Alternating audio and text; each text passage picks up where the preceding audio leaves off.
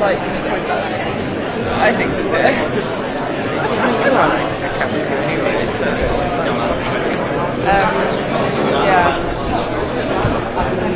Yeah, no, it's just,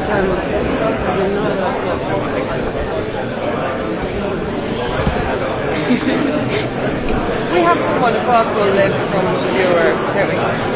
But she's on this afternoon. he's also, and then also, they normally do the base of it. So it's okay. Let me just redo the whole planning. Yeah. To adjust it. Yeah, exactly. It's more research, yeah. I'm not really sure about oat milk, I must say. I know it's like the thing. It's like, it's not really milk either, is it? It's oat, like, what would you call it? Yeah, you call it oat. Yeah. How do you get it out of an oat? But then we're going live,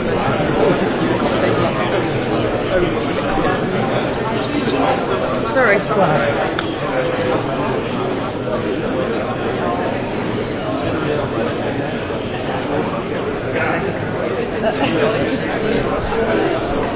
Oh dear.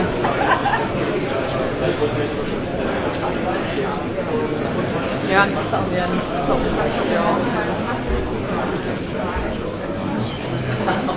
So you were doing the premiere? Yeah, okay. Are you going to be there? What number? Oh, it is. Not me fast.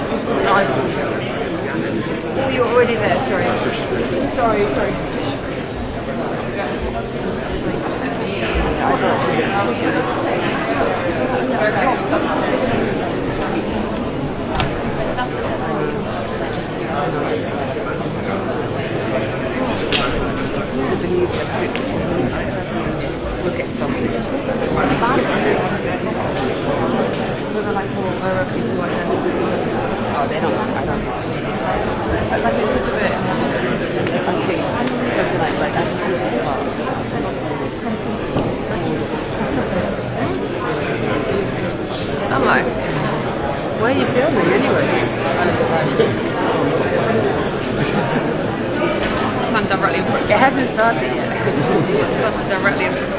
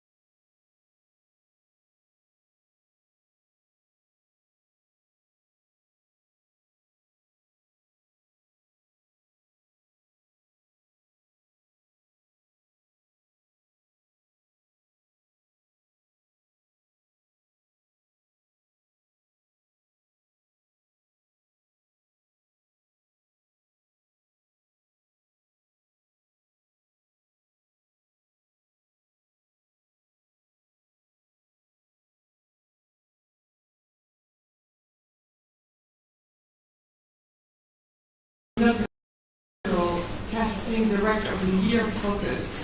She's the one behind the miracles of on-screen chemistry and unforgettable performances in films such as 29 Grams, The Road, 12 Years a Slave, Marriage Story, Uncut Gems, Succession, Don't Look Up, She Said, Babylon, the upcoming Joker sequel, Folia 2, to name just a few. Thanks for being with us, Francine Meisner.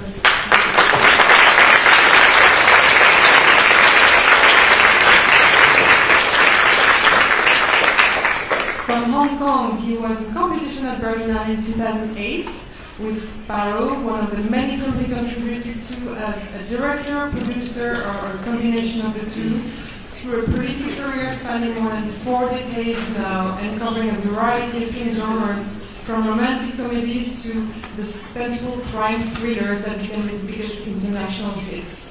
Thrilled we are indeed to welcome Johnny To.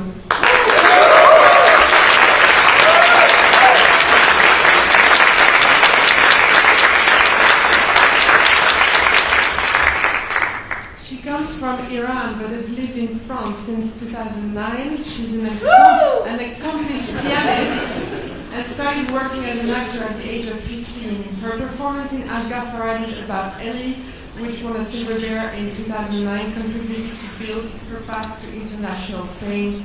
Whatever character she plays, from a witch to a car driver, they always have the qualities of a dreamer. Golshifteh Farhadi.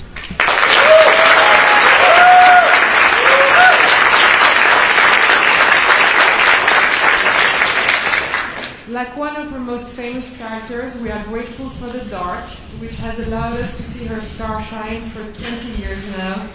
A career that has been broad and exciting, circulating between Hollywood and art house cinema.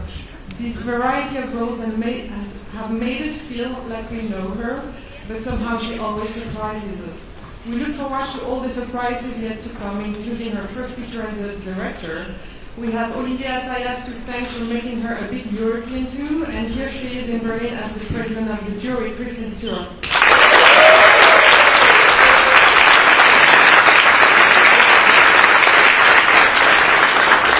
From Romania, he won the Silver Bear for Best Director in 2015 with the film Aferin, and in 2021 he received the Golden Bear for his unique Bad Luck Banging or Looney Porn. An award that was decided by a jury exceptionally composed of fellow filmmakers, which is just one example of the esteem and excitement that his pertinent body of work inspires in cinephiles everywhere. Radu Jude.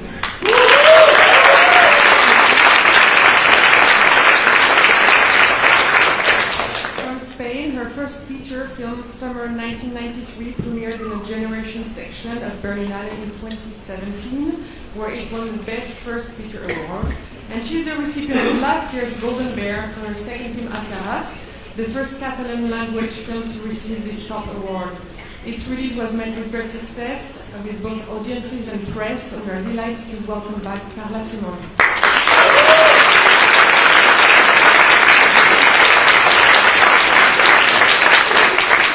From Germany, her 3 feature films have garnered numerous awards worldwide. The second of them, Sehnsucht, Longing, was selected for the competition here in Berlin in 2006. Boy, does she know how to look at people and places. They just stay with us. We hope you will enjoy the people and places are in this year's selection Valeska Krizeba.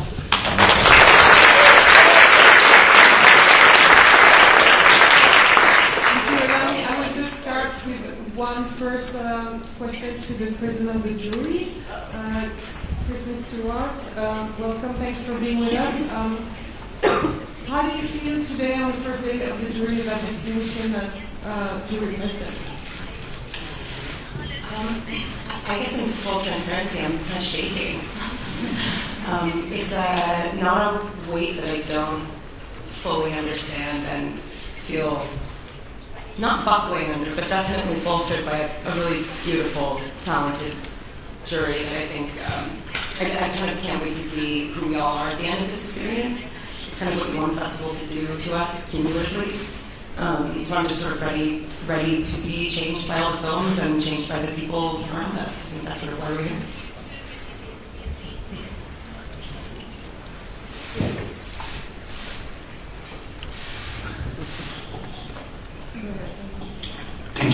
I would like to ask a question Kristen Stewart and Johnny Tell. It's the same question. As jury members, you are about to see films from Mexico to Portugal and to Japan and Australia, and I would like to ask you, how much are you followers of global cinema, and are there any directors of films from the last couple of years from contemporary foreign films that you really appreciated? Thank you.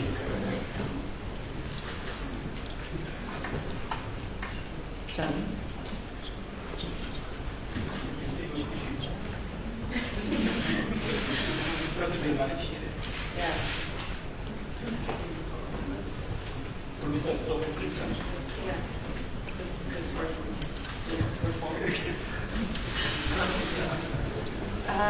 Yeah, wow, you know, it's like, I'm just like, oh, I don't watch movies. Gosh, yeah, I mean, to be honest, I don't want to take up time sitting here fumbling around and reaching for titles and filmmakers.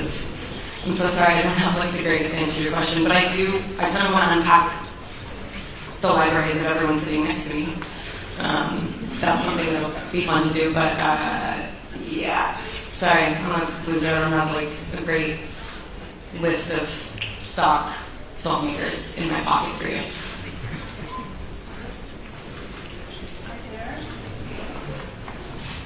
No?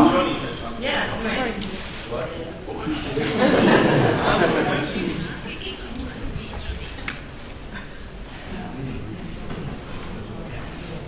Also, the same question about if you are a follower of world cinema, contemporary world cinema, and did you see any great films that you really were impressed by? Thank you. There was a question.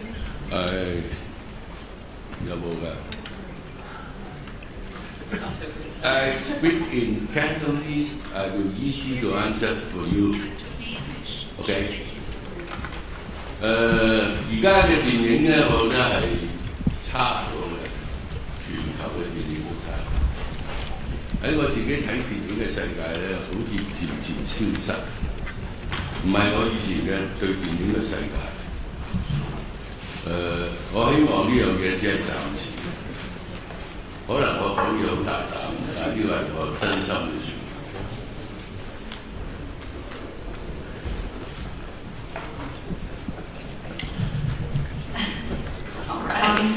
I think that the films nowadays are not so good as before.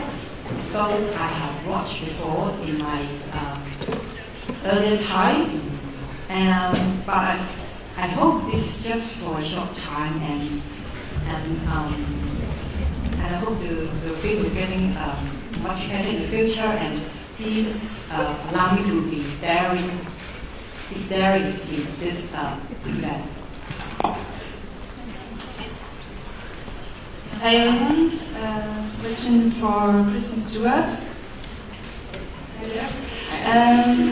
I would like to know what, in your opinion, makes the film prize worthy. What do you think the film here needs to have in order to have a chance to win? A majority. Right. Yeah. Says that. No, it's an interesting thing to be, quote unquote, in charge of deciding what the best film is. It's such an ephemeral notion. It's quite obviously something that's quite subjective. We could find that we absolutely hate the film, but that the accomplishment is staggering, and that the feat of it, the ambition was accomplished. But it's, I think, to sort of like mitigate some bias and try and open yourself up to something new is the way, it's sort of the reason that festivals exist, is not just to sort of celebrate each other. It's to go like, has somebody said something that's gonna be surprising, or has somebody done something that feels like it was really hard to do, whether you like it or not. Yes, I think this festival in particular historically is in a positive way confrontational and political, and I think that it's like very important for us to, deprogram and be like fully open to newness. I think that the diversity and the breadth of perspective is gonna provide us with some new material that might be challenging and sort of like strange to adapt to. But I think the point is not to, I don't know. I think like don't pick the one that jumps out. You know, if we all can't agree, that's probably because it's pretty good. You know what I mean? Yeah, I don't know what everyone else thinks, but they should answer too. What do you think? He thinks a lot. Deborah Cole from AFP News Agency. I have a question for Goshefte and then one for Kristen. This year the spotlight is also going to be on Iran, and I was wondering if you could talk a little bit about the role of cinema in the movement, the revolution that's happening for basic rights to be respected in Iran. And Kristen, the Biennale has a reputation of being the most politically minded of the 3 big European festivals, and you're a busy woman, and we decided that this was the festival you're going to be the jury president of, and I was wondering if that at all was one of the draws for you.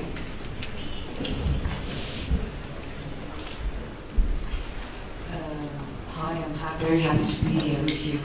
I came here in 2009, and it was a very different year. It's very symbolic to be in Berlin. Berlin is a city that broke the wall, the actual wall, towards equality, freedom, and brought so many people together. And of course, this year with Ukraine, with Iran, with the earthquake, it feels like the whole world is disintegrating. We are all in a moment of transition, especially now with Iran. And in a country like Iran that is a dictatorship, art is not only an intellectual or a philosophical thing, it's essential. It's like oxygen. So doing art and being an artist is something beyond, because your existence by being an artist is put into danger. That's why, for me, again, it's so amazing to be here this year with everything that is happening in Iran. Again, back in Berlin after all these years, and I'm happy that we can gather together and celebrate cinema, celebrate freedom, even though the world seems to be collapsing from everywhere. And I think that's what I appreciate a lot about Berlin, about Germany, about France, about Europe, in the world of consumption, that now we're consuming movies and series, and we can still gather together and watch good movies, and being in such incredible jury that we can discuss, gather. Art and culture is a fire. We can all gather together and warm ourselves up. And I'm really happy to be here, to also fight still for freedom in Iran and in the world.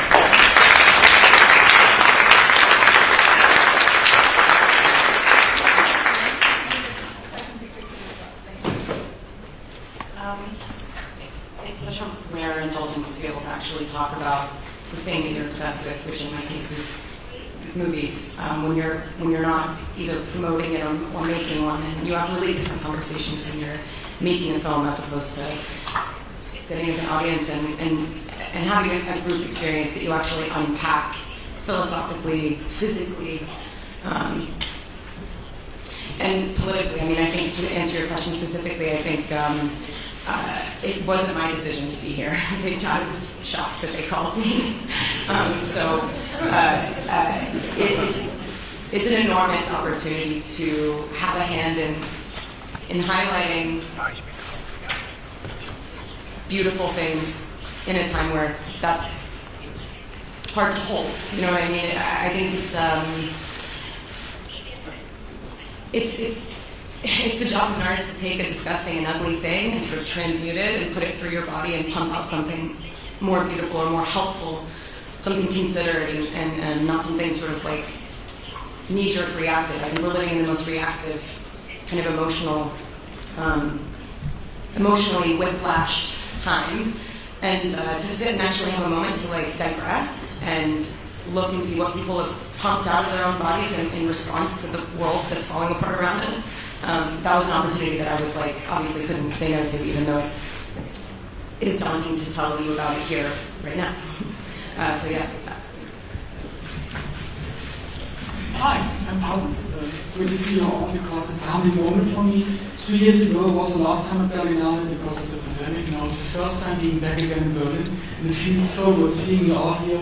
It's like 2019, it's great, it's amazing, because my boss told me 2 years ago, cinema's dead. I don't think so. If you can give me all a little homage to cinema, because we are all here. I know, I'm like, what's his name, what's his address? because of all the streaming things, but if I look at Avatar 2 and all the other films came out, cinema isn't dead, it's still alive. And if you can give us all a statement, why cinema is so important for us, sitting in a dark room with our audience, watching a movie on a big screen, maybe from your own words, what makes cinema so special that cinema will never die?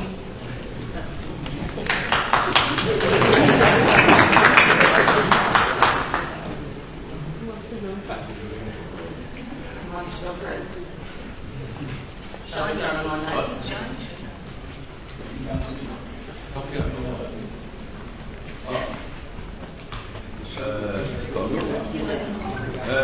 我覺得電影咧係永遠喺前鋒喺前邊。當如果有極權嘅時候，人民失去自由嘅時候，電影通常係首當其衝。喺好多地方都係，一定係停咗你嘅文化，電影嘅文化直接入 audience 入。所以獨裁者通常對付嘅一定係電影。我覺得香港sorry， 我覺得全球嘅爭取自由嘅國家同人民咧，佢哋都要支持電影，因為佢係同你發聲。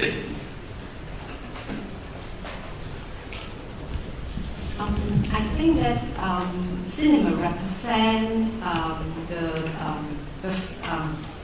the whole part of the society, and it's always if the current government wants to destroy a place, the first thing that they want to do is to destroy the cinema, and because cinema is so close with the public. And it's have a strong connection with the audience, and so when and for the whole world, if you want to fight for freedom, the first thing to do is you have to support cinema.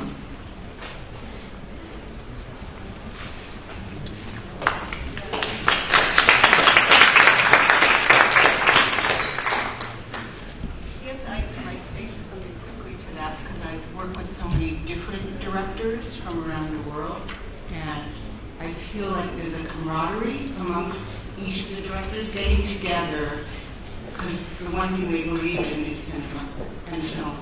And whether it be Spielberg, who's here,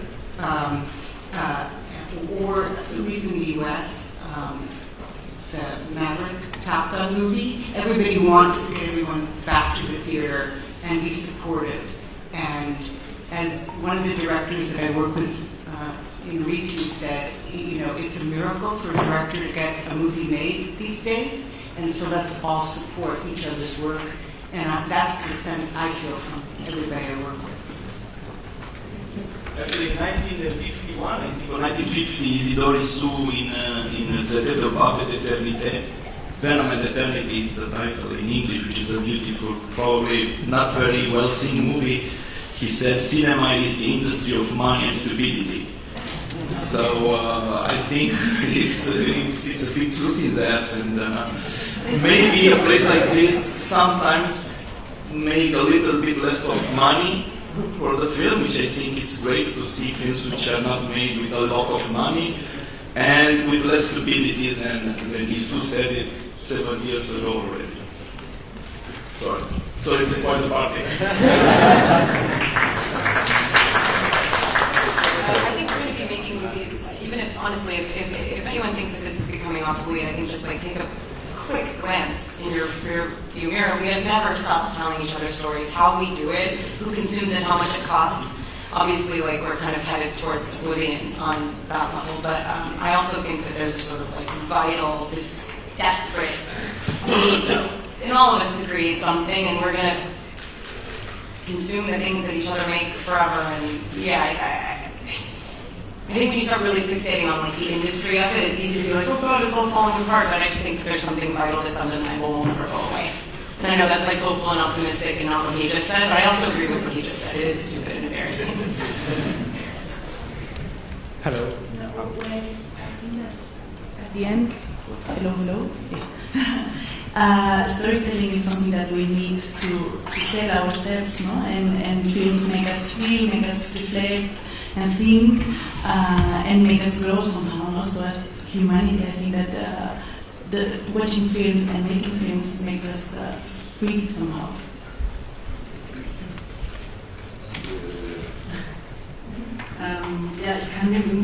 I can only endorse all that. I think I've got longing again and again for cinema, that dark cave where we go together with other people to learn things, to be challenged, and to have contact with things we don't know. I always get the feeling that a cinema is a place that you have to nourish. You have to look after it. A little tender, loving care is required, and that's probably a social or political requirement. Some kind of commitment needs to be there. If you see a responsibility, perhaps education begins in school, but it carries on in the cinema. We need it.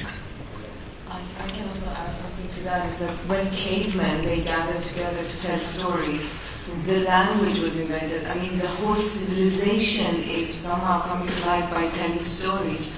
So I think as long as humanity exists, we will want to tell stories and gather together, maybe in a cinema, to see it, watch it together. And I think no industry can take that dream away from humanity, that really encouraged civilization to come to this point of storytelling, and we keep telling stories.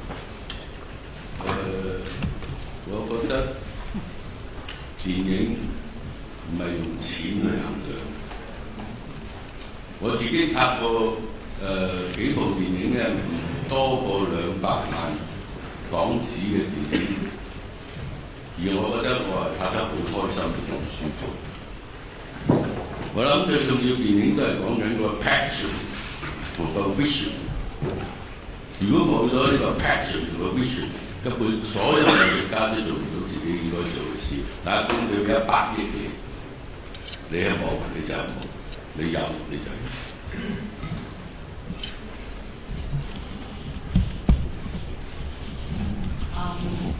I have produced or I have made movie that's with very low budget. Some of them are less than 2 million Hong Kong dollar. But still, I was very happy throughout the productions. And for me, filmmaking is about passion and vision. If you don't have passion or visions, no artist can make a good film, even though you have like 10 billion budget. Hello, I'm here at the back. I'm David Marcos from Spain. I have a question for Carla Simon. Last year you were the winner of the Golden Bird with Alcaraz. I wanted to know, what does this award mean to you and to your career, and how are you preparing yourself to judge other directors in the light of having been the winner? I don't know if you want to answer in English or Spanish. Thank you very much. Yeah. Judging feels like a strange word to me. I think what we're going to do is discuss, no? And it feels a big responsibility as well, because I know what it means, and probably you too know, that suddenly a film that you never know where it's going to go, when you have a prize like this, it goes everywhere, no? And it travels and it gets farther and farther than you could ever imagine, no? So Alcaraz has been seen almost every country and by many people, and I think in part is a big part is thanks of this prize, no? So I think that we have a responsibility to pick a film that has an impact on us, no? And that we feel that this push can be good for the film, and also for the filmmaker, that probably will be someone that we trust, and we want to keep watching films by this person. Hello, my name is Aras, Spark Assistant. I have a question for Radu regarding the generally Romanian cinema. How has the award 2 years ago impacted you, your work? How has it changed? And how has it impacted Romanian cinema in general? And what do you believe will be the future of Romanian and maybe Eastern European cinema? Well, it's nice that using this expression Romanian cinema just makes me remember that Jean-Claude Carrière, in the book he wrote about Buñuel and how they work together, they said that whenever they felt some idea of a script is stupid, they call this Bulgarian cinema. They could have called it Romanian cinema as well. So already the expression sounds quite, we can speak about American cinema, French cinema, not so sure about German cinema, but Romanian cinema sounds a bit ridiculous anyway. What can I say? Of course, it's very important for the film. It's a great honor. Too much, so much so big that I don't think about it, because it sometimes can get to your head and to consider that yourself. I don't know, but still I'm an Eastern European Romanian filmmaker. I don't know if that impacted Romanian cinema. I mean, apart from people telling me how is it possible that such a piece of shit won a Golden Bear, or some influencer writing something that I know how this movie, how these awards are given. It's even by Soros money or by payment of the film center from every country, and it was Romania's turn when, according to them. So, well, apart from that, I couldn't say more about it, but I managed to do another film. Actually 2 films, a feature film and a montage documentary, and well, that's for me the most important thing, and that's the measure of success, to be able to go on, because for a Romanian filmmaker, to use your wonderful expression, for Romanian cinema, the question of making films is always on the edge of impossibility. So I made another film, so I don't care for the moment. So actually, I'm afraid it's time to say goodbye for now, and wish you a beautiful day, a beautiful first day at the Berlinale. Thank you.